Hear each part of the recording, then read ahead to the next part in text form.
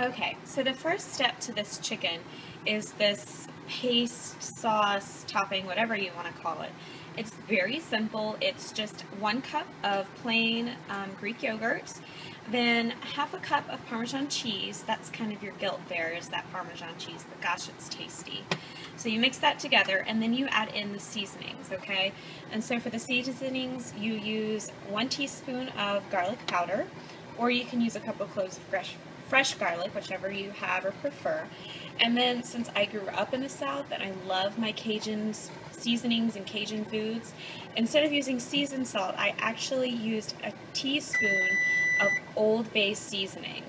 Alright, so that's going to give it a little bit of a bite, lots of delicious flavor, and just a little bit of a hint of a after bite that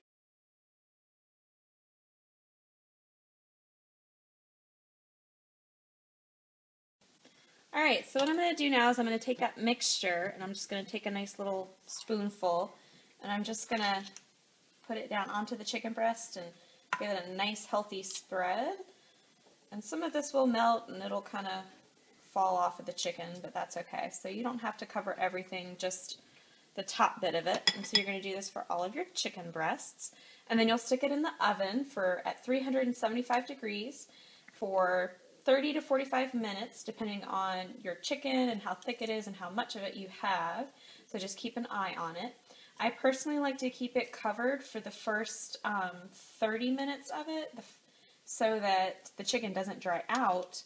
And then for the last 10-15 minutes of it, take the foil off so that way this topping can get a nice golden brown look to it. And then you can take it.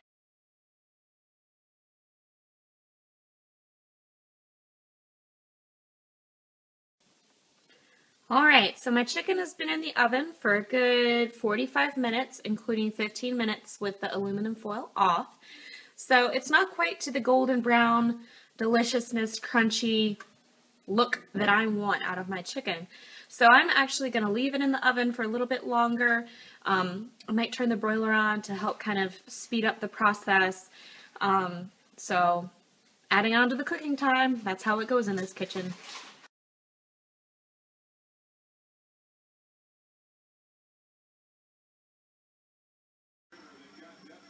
Okay, so here's the final product. I left it in the broiler for about 10 extra minutes, keeping a close eye on it so that way it didn't get too golden brown. I will say that on the video you can't see how beautifully golden it is. It looks still a little bit white, but to a real eye it is beautifully golden brown, and I'm so excited because it's got some fabulous seasonings.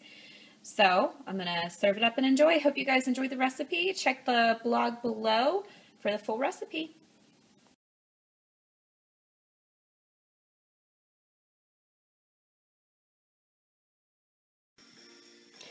So I just had my first taste of this chicken recipe, and I have to say it is delicious.